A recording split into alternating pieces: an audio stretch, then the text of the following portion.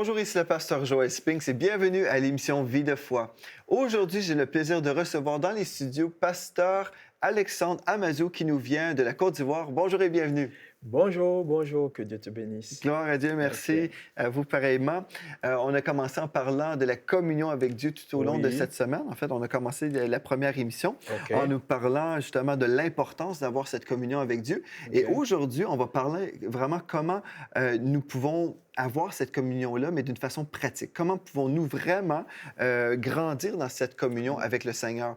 Et Ok. je sais qu'il y a plusieurs personnes qui ont été interpellées tout au long de cette semaine en Mhm. pensant, oui, c'est vrai, c'est important, je dois grandir dans les Grandir. voies de Dieu, je dois vraiment me rapprocher du Seigneur dans Mhm. l'intimité comme vous avez enseigné. Mais aujourd'hui, on veut vraiment répondre à la question, oui, mais comment? Comment? Parce que souvent, les gens sont là, ils nous écoutent à la télévision, on peut dire Mhm. des choses, et puis, oui, c'est vrai, oui, oui, oui, mais comment faire, pasteur? Comment le faire? Donc, dites-moi, comment avez-vous fait dans votre propre vie, peut-être, pour grandir dans ces Dans voies? cette communion avec le Seigneur. La première Oui. chose que je veux dire, je veux qu'on lise un passage dans Josué 1, verset 8. Ah oui, Josué 1, verset 8, qui est un passage qui est connu, ah qui est un oui. passage très, très important. C'est un passage essentiel, Josué 1, 8.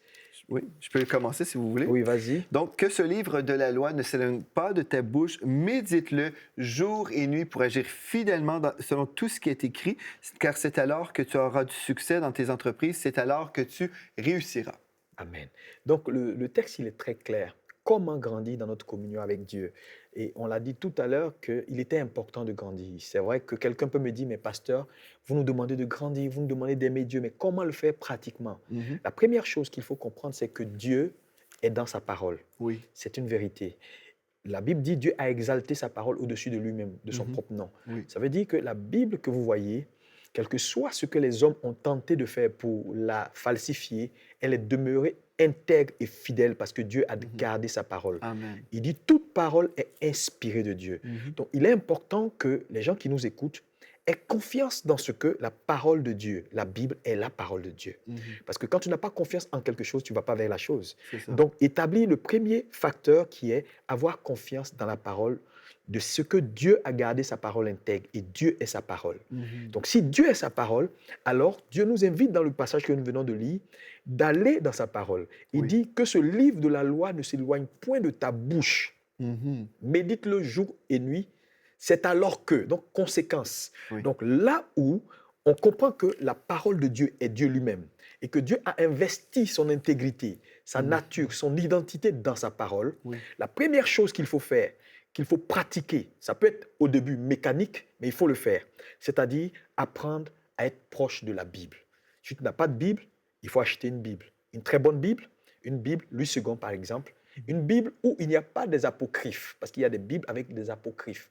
Ce n'est pas ces Bibles-là dont je parle. Je Mhm. parle de la Bible avec les 66 livres. Il faut Mhm. avoir une très bonne Bible. Deuxième chose, il faut être proche de la parole, il faut la lire. Il faut Oui. la lire. Parce que Dieu se découvre au travers de sa parole. Mhm. La Oui. parole de Dieu nous révèle Dieu. Oui. Lorsqu'un homme va vers la parole de Dieu, c'est alors qu'il rencontre Dieu. Donc la rencontre de Dieu, connaître Dieu ne se fait pas dans un café. Mhm. Connaître Dieu se fait au travers de sa parole. Donc la première chose que je peux donner comme conseil, c'est que pour grandir, il faut d'abord accepter, à côté de toutes les théories qu'on a reçues, que la parole de Dieu, elle est vraie. Mhm. Deuxième chose, il faut aller vers cette parole-là et apprendre à rencontrer Dieu dans cette parole. Parce que Dieu ne va pas se révéler à un homme en dehors de sa parole. Mhm. Ça, c'est clair. Parce que beaucoup de gens viennent souvent pour dire, ah, j'ai rencontré Dieu, j'ai fait une expérience dans la forêt, quelque part, j'ai vu une lumière. C'est des choses qui peuvent être abstraites et qui ne sont pas objectives. La seule chose objective que Dieu nous a laissée et que Jésus nous a conseillé, c'est la parole de Dieu. Mhm. Donc, je conseille à tous ceux qui me suivent, premier pas, aller dans la parole, c'est dans la parole qu'on rencontre Dieu. Je n'ai pas dit d'aller étudier quelque chose sur Dieu ou concernant Dieu. J'ai dit Mhm. aller rencontrer Dieu dans sa parole. C'est différent Mhm. d'étudier la parole. Il y a des athées, en fait, qui ont étudié la Bible pour essayer de la détruire. Et en lisant la Bible, ils ont rencontré Dieu. Ils sont devenus croyants. Croyant. Et il y a plusieurs cas et plusieurs témoignages où Ouais. des gens ont tenté de lire et de trouver des arguments pour détruire la foi chrétienne, mais en lisant, ils Mhm. découvraient encore Dieu. Oui, C'est un peu comme cette histoire dans la Bible où on avait envoyé des soldats romains arrêter Jésus. Il était en train de faire un discours et lorsque les gens sont arrivés, ils cherchaient à aller l'arrêter et à un moment donné, ils sont restés silencieux, ils ont écouté Jésus et à force de l'écouter, ils se sont dit, mais finalement, on n'a rien à lui reprocher et ils sont retournés. oui. Vous comprenez? Donc, c'est en lisant Dieu, en lisant sa parole qu'on trouve Dieu dans sa parole. Et on comprend également que Jésus est la parole de Dieu incarnée. Oui. Donc, quand on rencontre Jésus, on rencontre Dieu. Et j'ai su qu'il y avait plusieurs musulmans, en fait, Mhm. qui étaient à la recherche de Dieu et ils Mhm. ont eu des apparitions du Seigneur Jésus, qui est Wow. la parole de Dieu, là. Mhm. Et puis, bien sûr, ces gens-là sont toujours invités à venir lire Mm. la parole écrite et c'est là où ils découvrent Mhm. tout, Mhm. tout leur héritage en Dieu et ils découvrent aussi qui est Jésus véritablement en Mhm. lisant les évangiles, par exemple. Mais Mhm. certainement, la parole de Dieu est notre autorité. Et puis, si on veut grandir, et certainement, nous devons être des personnes de la parole. Nous pouvons lire un autre passage dans 1 Jean 5, verset 3, concernant également comment grandir dans notre communion avec Dieu. Oui. 1 Jean, Chapitre 5, au verset 3. oui. Il est écrit, car l'amour de Dieu consiste à garder ses commandements, et ses commandements ne sont pas pénibles. Car tout ce qui est né de Dieu triomphe du monde et la victoire qui triomphe du monde, c'est notre foi. Donc, l'amour de Dieu consiste à garder ses commandements. Et ça, c'est Mhm. très important. Donc, c'est très important pour quelqu'un qui veut grandir dans sa croissance spirituelle, dans sa communion avec Dieu, d'aller vers la parole. Et une chose importante, il ne Mhm. s'agit pas d'aller vers la parole pour dire, voilà la parole, qu'est-ce que j'en fais? Il faut la méditer. Qu'est-ce C'est que ça. c'est que méditer la parole? Méditer la parole, c'est ruminer la parole. Le mot méditer tire son origine du mot ruminer. Vous voyez les animaux, par exemple, Oui. quand ils mangent de l'herbe, ils Mhm. ruminent, ils prennent l'herbe et ils gardent l'herbe, après ils ressortent l'herbe et ils ruminent l'herbe. C'est Mhm. ça en fait, Oui. méditer la parole de Dieu. Donc c'est une réflexion profonde en prière, c'est ça la méditation. Examiner, retourner, réfléchir sur la parole de Dieu Mhm. pour en sortir des vérités. C'est ça, Mhm. méditer. La Mhm. méditation biblique nous aide à mieux connaître Dieu. C'est très Mhm. important. Vous savez, il y a des gens qui disent, ah, mais la méditation fait partie du royaume du Nouvel Âge, par exemple. Et certainement, le Nouvel Âge a pu voler des choses du royaume de Dieu parce que le diable est un voleur, il imite toujours. En fait, Hum, hum, hum. la véritable méditation est toujours biblique. Et Biblique. je vais juste relire le texte que vous avez lu au tout début, dans OK. Josué 1,8, Mhm. que ce livre de la loi ou ce livre d'instruction Mhm. euh, ne s'éloigne point de ta bouche. Et des fois, moi, je me souviens quand j'étais à l'école du dimanche, dans ma jeunesse, on avait Oui. certainement lu ce texte-là, mais on ne remarque pas nécessairement des choses importantes. Mm. Ici, que ce livre de la loi ne s'éloigne point de tes bouches, médite-le. Et pourquoi? Pourquoi on dit Mm. ça, pas loin de la bouche? Pourquoi? Parce qu'en fait, le mot en hébreu, c'est le mot haga, qui Mhm. veut dire prononcer, parler, murmurer des paroles entre ses dents. Mm. Donc, ceci veut dire, je vais vraiment m'asseoir sur un verset, je vais prendre le temps de digérer, je vais mastiquer et je vais digérer ce Gérer. verset-là pour que ce texte fasse partie de ma vie. Parce Mm. que je peux lire beaucoup de choses et oui, je peux lire, bon, par exemple, les évangiles, je peux apprendre à connaître Jésus d'une certaine façon, Oui. je vais lire, je vais connaître des histoires, mais c'est quand je prends le temps de m'asseoir et je prends un verset, une promesse de la parole de Dieu, et là, je permets même à l'Esprit de Dieu de me révéler ce verset-là. Je peux Mhm. recevoir même une vision de ce Mhm. texte. Mhm. Par exemple, Jésus est le pain de vie. Je ne sais pas, Dieu peut me révéler quelque chose de très spécifique pour que je puisse non seulement la connaître d'une façon intellectuelle, mais la connaître cette révélation-là spirituellement. Mm. Parce que Dieu veut nous révéler sa parole. Il ne veut pas simplement qu'on puisse encaisser mentalement des principes. Ah oui, il est écrit. Non, mais il veut qu'on puisse connaître cette parole dans nos cœurs et on n'oubliera jamais cette parole quand elle est descendue dans notre cœur. Et ensuite, la Amen. bouche parle de l'abondance du cœur, n'est-ce pas? Donc, je vais Mhm. prendre le temps que ce livre de la loi ne Se s'éloigne loin point de point ta de ta... bouche. Médite-le jour et Et nuit. nuit, Pourquoi? Pour agir fidèlement fidèlement. sur tout ce qui est écrit, car c'est alors que tu auras du succès. Et dans tes entreprises, c'est alors que tu réussiras. Et puis, voilà, on peut s'arrêter là. Mais en gros, quand on parle de méditer, on parle de prendre le temps. Et dans notre société, il y a des gens qui veulent vivre des bénéfices de leur vie chrétienne, Mm. mais ils ne veulent pas prendre le temps Le nécessaire. temps de... Et c'est ça qu'on a besoin, c'est de prendre le temps. Et vous savez, il y a des gens qui veulent lire la Bible dans un an, et c'est très bien, c'est louable. Mais si on lit la Bible tellement rapidement qu'on n'a pas le temps de vraiment saisir les Non, vérités, le temps important, c'est pour tout ce que tu veux connaître, le temps, le facteur temps est important. ouais. Si tu ne passes pas du temps avec quelque chose, tu ne Mhm. peux pas tirer le meilleur de la chose. C'est ça. Et il est important pour tous les chrétiens Mhm. de comprendre que connaître Dieu ne se fait pas en une seule lecture Non, c'est ou ça. en des lectures avec des techniques. Non, c'est prendre le temps Mhm. d'être proche de Dieu. Prendre le temps chaque matin de Mhm. venir s'asseoir. Ouais. Donc, je peux te donner par exemple des étapes pour Allez-y. la méditation. Par exemple, la première chose, pour quelqu'un qui veut méditer, il est important de commencer par la prière. Amen. Il n'y a pas de véritable méditation biblique sans la prière. Mhm. Donc, priez Dieu, demandez au Saint-Esprit. Parce que Jésus a dit, il est avantageux pour vous que je m'en aille, pour que le Mhm. consolateur vienne. Oui. Donc, c'est lui qui nous aide. On a Mhm. lu Oui. dans Jean 16 que lorsqu'il viendra, il nous révélera des Mhm. choses qu'il a vues en Jésus. Oui. Donc, pour mieux avoir une communion avec Jésus, connaître Jésus, c'est le Saint-Esprit qui a le mandat de nous révéler ce qu'il a vu en Jésus. Donc, c'est dans la prière d'abord. Numéro un, la prière, c'est très important. Deuxième chose, faire des choix de texte. Mhm. C'est-à-dire, on ne tombe pas dans la Bible en fermant les yeux et puis dit, bon, je lis quoi. Mais faire des choix de texte. Ouais. Et il y a, par exemple, des guides de lecteurs qui ont été mis en place par des pasteurs ou par des spécialistes pour vous montrer comment lire la Bible, mais avec le temps. Donc, Mhm. choisir des textes, par exemple, commencer par les évangiles, c'est Mhm. très important. Oui. Ça vous permet d'avoir d'abord la notion Mhm. basique Oui. avant d'aller vers ce qui est en profondeur. Donc, faire des choix de textes importants. Et dans la lecture que vous êtes en train de faire, il est important dans la méditation de tenir compte du temps, des verbes et du contexte historique. Parce que ça également, c'est un problème. C'est-à-dire, nous lisons souvent la parole de Dieu sans tenir compte du contexte. Mhm. Donc, c'est important de tenir compte de tout ça. Donc, avoir, par exemple, une Bible d'études, Mhm. avoir, par exemple, un commentaire biblique pour pouvoir faire des études comparatives et Mhm. mieux comprendre. Donc, tous C'est ces ça. éléments-là sont importants Mhm. pour avoir une véritable vie de méditation. Ce n'est C'est pas ça. quelque chose de lapidaire. C'est ça. Il y a des gens qui vont prendre leur Bible et dire, OK, Seigneur, parle-moi aujourd'hui. Et là, ils vont se promener comme ça dans la Bible et puis Et il tombe sur quelque chose. c'est ça, ils tombent. Mais si on comprend que cette Bible, bon, c'est un livre, on peut voir un livre, mais en fait, si vous regardez ma Bible, il y a des petits onglets et puis chaque onglet représente un livre. Donc, nous retrouvons ici 66 livres collés Voilà. ensemble Oui. ici. Et chaque livre est comme une lettre que Dieu nous a écrite. Moi, je dis bien, toute la Bible, c'est une lettre d'amour que Dieu a donnée à sa création. Mais si je prends le temps de lire, ben, je vais lire d'une façon chronologique. Comme si Ouais. vous m'écrivez une lettre, vous dites j'ai apprécié mon séjour ici à MCI, OK? Mais pasteur, si quelqu'un rajoute après cette lettre-là, quelqu'un Oui. vient rajouter un paragraphe, ceci dit, j'ai détesté l'équipe. Admettons, quelqu'un rajoute j'ai détesté ce que vous m'avez offert à manger, Oui. j'ai détesté vos locaux. Bien, finalement, mon interprétation de votre lettre va changer. C'est clair. Pareillement, si quelqu'un enlève une portion de votre lettre, mon interprétation peut changer.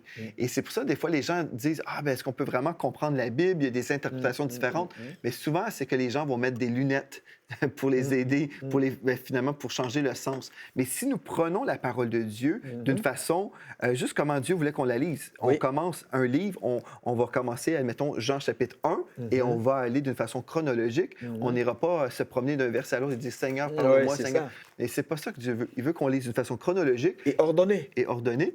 Et comme vous dites, c'est important de connaître le contexte historique à qui on s'adressait quand ce texte-là a été écrit. C'est très Pour ne important. pas faire des interprétations de déviation. C'est C'est très ça. important. C'est ça. Et une chose également importante, c'est que ça dit que dans la méditation de la parole de Dieu, il faut, comme je l'ai dit, il faut la prière, il faut faire des choix de texte, il faut le faire de façon ordonnée, et puis il faut interroger Dieu. Par exemple, tu finis de lire un texte, interroger Dieu pour dire, Seigneur, qu'est-ce que je peux tirer comme implication pour ma vie personnelle? Dieu parle encore aujourd'hui. Ouais. Et c'est important que l'Église comprenne que Dieu parle. Amen. Et Oui. Dieu parle au cœur. Si nous interrogeons Dieu, Dieu va parler. Il n'y a pas de réponse là où il n'y a pas d'interrogation. Le problème, c'est que beaucoup de gens n'interrogent pas. C'est Ils ça. finissent de lire et puis hop, ils se lèvent. Alors que tu as lu, Dieu également a besoin de te parler. Mais également, une vérité importante que j'ai compris dans ma marche avec Dieu, c'est que la Bible, c'est un livre, comme tu l'as dit.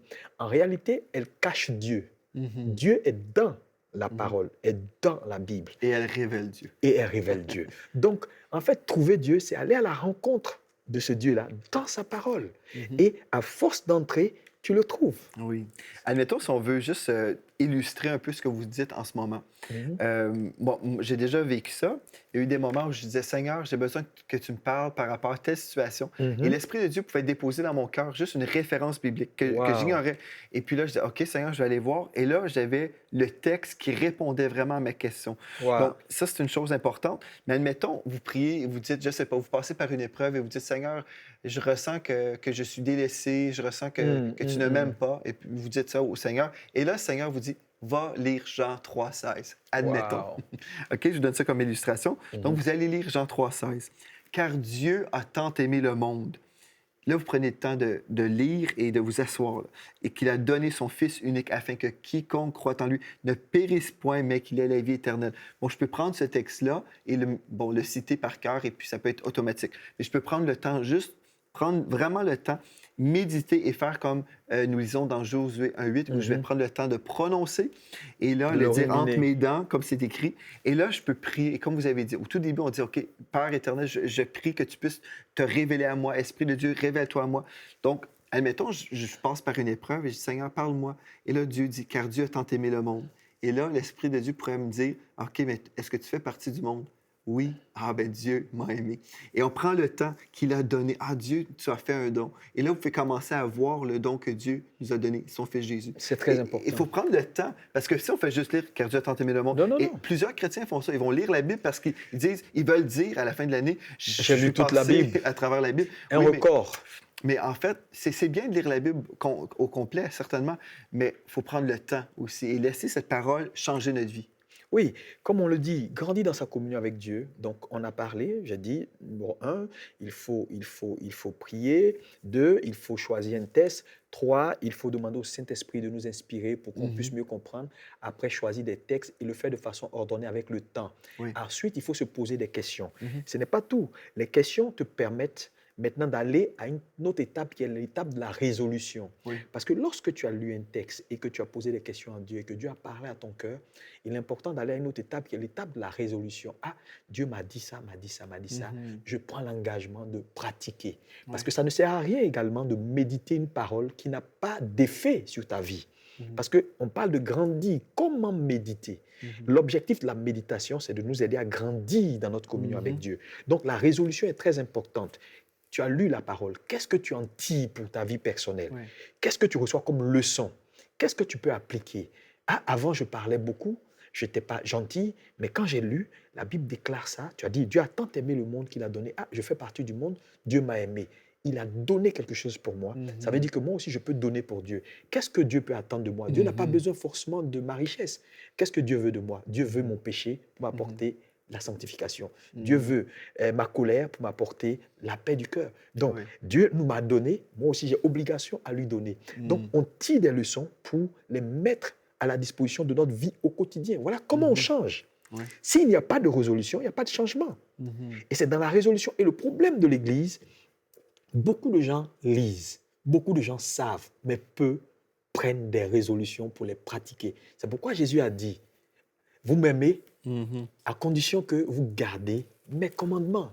Garder ces commandements, Mhm. c'est quoi? Ce n'est pas les avoir dans la tête, Mhm. c'est les pratiquer. Quelqu'un qui Mhm. garde la parole est quelqu'un qui pratique la parole et non pas qui la sait de façon intellectuelle. C'est ça. C'est important de On ne veut pas pratiquer la simplement parole. être des auditeurs oublieux non plus, entendre des paroles et dire ah oui, c'est très bien. Mais on veut, comme vous dites, vraiment les saisir et Mhm. les prier, les déclarer sur nos vies également. Et c'est ça qui va changer notre vie C'est très aussi. important. Et également, marcher dans l'amour. Mm. Marcher dans l'amour. Parce que vous savez, c'est un tout Ouais. qui fait d'un chrétien, qui fait croître un chrétien. Nous disons comment entrer en communion avec Dieu. Comment méditer? La communion avec Dieu, c'est une vie de toujours. Je l'ai dit avant de commencer, c'est un état de conscience. Mhm. C'est-à-dire quoi? Au quotidien, je suis dans la communion avec Dieu. Ouais. Je parle avec toi, je suis dans la communion avec Dieu. Je vais au travail, je suis dans la communion avec Dieu. Quand je rencontre mon frère, au lieu de médire contre mon frère, je l'aime. Je suis dans la communion avec Dieu. Parce que là où il n'y a pas d'amour, il n'y a pas de communion avec Dieu. C'est ça. Là où on pense mal de son frère, on est hypocrite, il n'y a pas de communion avec Dieu. Donc c'est une vie, c'est un Ouais. style de vie. Donc Mhm. ça ne s'arrête pas à la méditation. Quand tu as médité et que tu as tiré les leçons, il faut marcher dans l'amour. Amen. C'est très important. Je vais lire un texte en rapport avec ce que vous dites dans Jacques chapitre 1 et au verset 21. Oui. Ici, on parle de l'application de la parole. Premièrement, au verset 21, c'est pourquoi rejetant toute souillure et tout débordement de méchanceté. Oui. Recevez avec douceur la parole qui a été plantée en vous. Donc, vous la recevez avec douceur Mhm. et qui peut sauver vos âmes. Et on sait, notre âme, c'est notre pensée, notre volonté et nos émotions. Donc, Dieu veut nous sauver à tous les niveaux. Amen. Mettez en pratique, au verset 22, mettez en pratique la parole et ne vous bornez pas à l'écouter en vous trompant vous-même par de faux raisonnements. Car si quelqu'un écoute la parole et ne la met pas en pratique, il est semblable à un homme qui regarde dans un miroir son visage naturel et qui, après s'être regardé, s'en va et oublie aussitôt comment il était. Donc, je vais arrêter là, mais ce que Dieu veut faire, en fait, c'est qu'on puisse vraiment, non seulement juste écouter, mais qu'on puisse pratiquer la parole. Pratiquer la Mais parole. pour la pratiquer, on doit avoir une révélation du sens de la parole. Oui. Et comme vous dites, on prie, on lit dans une Bible d'études, par exemple, on a compris le sens véritable OK. du texte et on laisse l'Esprit de Dieu nous révéler cette parole pour qu'elle puisse faire partie de qui nous sommes. Et quand on connaît la parole, bien, la Bible nous dit, vous connaîtrez la vérité et la vérité vous rendra libre. Donc, si je connais spirituellement cette parole, pas juste mentalement, mais spirituellement, je vais m'en rappeler. Par exemple, si l'ennemi vient m'attaquer avec une maladie, mais j'ai pris le temps de méditer sur la promesse ou la parole qui dit par ses meurtrissures, Je suis vous déjà guéri. avez été guéri. Puis le médecin peut dire, bien, voici la maladie. Mais là, tout de suite, dans mon cœur, j'entends, et dans mon esprit, j'entends, mais par ses meurtrissures, vous avez été guéri. Guéri. Donc, immédiatement, je peux être rassuré par le Saint-Esprit qui me rappelle une parole que j'ai méditée, que j'ai déposée dans mon cœur. C'est Mais très si important. je fais juste simplement lire la Bible, je passe à travers des c'est pages, clair. mais j'oublie tout. C'est clair. C'est pourquoi la méditation est très importante. Et lorsqu'on a reçu de Dieu et qu'on a mis cela en pratique dans notre vie, elle fait partie de notre quotidien. C'est Parce ça. qu'un homme garde ce qu'il pratique. C'est qu'un homme ne pratique pas, il ne le garde pas en C'est ça. réalité. Donc, lorsque tu as pratiqué la parole que tu as reçue de ta méditation, comme j'ai dit, il est important de marcher dans l'amour. Parce que Ouais. l'amour est ce qui est le comble de la volonté de Ouais. Dieu. La Bible dit tous les commandements sont dans l'amour. Et une autre chose importante également, c'est que pour la croissance, il faut également avoir une assemblée. C'est important. Oui, absolument. Il faut avoir une assemblée parce que l'assemblée des saints également est très importante dans le sens où notre communion également est entre frères. Donc, l'amour que je manifeste vis-à-vis de mon frère est la preuve que j'ai connu Dieu. Jean dit, celui qui dit qu'il aime Dieu et qui n'aime pas son frère n'a pas connu Dieu. Donc, dans le processus de ma croissance avec Dieu, de ma communion avec Dieu, je ne peux pas exclure mon prochain.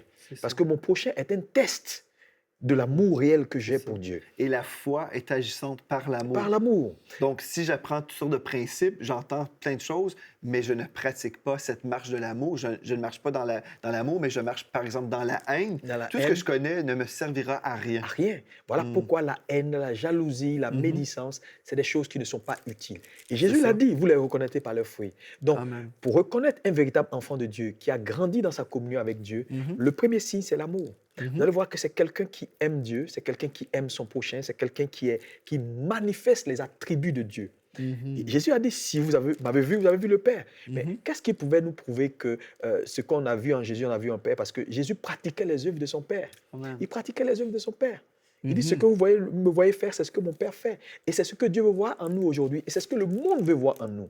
Et si l'Église commence à pratiquer la parole de Dieu, à méditer la parole de Dieu, à grandir dans cette parole-là et à marcher dans l'amour, on n'aura pas besoin de trop parler. Les gens viendront à Jésus. C'est ça, c'est parce qu'ils spécial. verront en nous Ouais, la lumière. C'est ça, c'est spécial ce que vous dites parce que vous confirmez ce que j'ai déjà enseigné dans plusieurs émissions de Vie de foi. Je vais juste lire un texte qui confirme encore une fois ce que vous venez de dire dans 1 Jean chapitre 4. Et au verset 20, il est écrit « Si quelqu'un dit « J'aime Dieu » et qu'il haïsse son frère, c'est un menteur, car celui qui n'aime pas son frère qu'il voit, comment peut-il aimer Dieu qu'il ne voit pas? » Donc, on doit faire attention parce qu'il y a tellement de chrétiens qui vont dire des choses. Ah oui, j'aime Dieu, j'aime Dieu. Mais finalement, ils marchent dans la haine, dans la médisance, la calomnie, tout ça. Finalement, ces gens-là sont à côté de la piste parfaite de Dieu. Donc, on peut bénéficier de cette relation avec Dieu, mais certainement, on doit honorer ce que Dieu a déjà dit. C'est très important. C'est très important. Et moi, je voulais vraiment encourager tous ceux qui nous suivent à se donner du temps pour Dieu. Le temps est très important. Oui. Chaque matin, faire un programme. Les matins, quand tu te réveilles, avoir un temps où tu rencontres Dieu dans sa parole, tu lis sa parole. Parce que la meilleure façon de connaître un homme, c'est d'être proche de lui. Il n'y a pas deux façons de connaître un homme. Tu n'es pas proche de Dieu, tu ne peux pas être tu ne peux pas le connaître. Tu me diras, mais comment être proche de Dieu, je ne le vois pas. Il a laissé sa parole qui est écrite. Donc, dans sa parole, on va à sa rencontre. Ouais. Il faut l'accepter. Le problème, c'est que les gens ont du mal à l'accepter. Mhm. Et si on l'accepte, souvent les gens nous posent la question, mais pasteur, comment vous faites pour aimer Dieu, pour connaître la parole de Dieu? Mais c'est parce qu'on a fait un choix à un moment donné dans notre marche d'aller vers Dieu, Ouais. d'écouter Dieu, de parler avec Dieu. Donc, il est devenu si réel pour nous que Mm. c'est devenu naturel. Donc, les gens pensent que nous sommes des super-hommes. Nous ne sommes pas des super-hommes. Ce que Dieu a fait pour nous, il peut le faire pour vous aussi. Il faut Mhm. simplement accepter d'aller Ouais. vers lui et d'avoir du temps, comme vous l'avez dit, du temps. C'est Non ça. pas lire pour battre un record, mais C'est ça. du temps pour le connaître. Amen. Et une des choses que j'aimerais vous inviter à faire à la maison, si vous prenez la décision aujourd'hui, OK, je vais accorder du temps à Dieu, je veux vraiment passer du temps avec lui dans la prière, dans la méditation de la parole de Dieu, j'aimerais vous inviter à mettre des lunettes. Mais c'est une bonne sorte de lunettes. Moi, j'ai dit aux personnes dans notre assemblée, j'ai dit, vous devez porter les lunettes de la bonté de Dieu. Vous devez Amen. enlever les lunettes qui vous disent que Dieu est méchant, que Dieu est là avec son bat de baseball qui veut vous faire du mal à chaque fois que vous tombez. Non, notre Dieu est rempli d'amour, il est Amen. bon. Amen. Et Amen. j'aimerais Amen. vous inviter à lire un texte dans la parole, dans le Mm. psaume 145 et au verset 8, Mm. où nous trouvons ce texte merveilleux. L'Éternel est miséricordieux et compatissant, lent à la colère et plein de bonté. L'Éternel est bon Mm. envers tous et Mhm. ses compassions s'étendent sur toutes ses œuvres. Mm. Donc, Mm. si vous êtes une créature de Dieu, bien, vous faites partie des œuvres de Dieu. Et la Bible nous dit, l'Éternel est bon envers tous. Donc, portez ces Alléluia. lunettes-là. Dieu est bon. Dieu est Amen. bon et il va vous bénir. Il veut que vous puissiez vivre des bonnes choses. Des fois, les gens ici au Québec disent le bon Dieu. Il y a le bon Dieu fait des bonnes choses. Il fait de bonnes choses. Oui, et Dieu, une des choses qu'il a fait, une chose merveilleuse pour vous, il a donné son Fils, qui est mort sur la croix pour payer Amen. votre dette de Amen. péché. Et aujourd'hui, vous pouvez dire, OK, Seigneur, je veux te donner ma vie. Alléluia. Et vraiment, il est disponible aujourd'hui pour vous recevoir. Il vous aime avec un amour éternel. Et puis, vraiment, aujourd'hui, ça peut être une journée qui va changer votre vie si vous prenez cette bonne décision. Donc, pour nos frères et sœurs chrétiens, gloire à Dieu, vous pouvez prendre la décision aujourd'hui. Je vais m'engager avec Dieu dans cette poursuite de sa présence. Je vais passer du temps dans la parole, dans la méditation, dans la prière. Gloire à Dieu. Et pour ceux qui n'ont jamais fait de Jésus le Seigneur de leur vie, aujourd'hui, vous pouvez dire oui. Et contactez-nous en écrivant à videfoi@enseigne-moi.com, videfoi@enseigne-moi.com et dites-nous aujourd'hui, je prends la décision de servir Jésus. Je me donne à lui Alléluia. dès Alléluia. aujourd'hui et on va vous aider à trouver une bonne église dans votre région ou dans votre nation. Merci, pasteur Alexandre, d'être venu à l'émission aujourd'hui. On va poursuivre demain et merci à vous d'avoir été là. D'ici à demain, soyez richement bénis. Amen.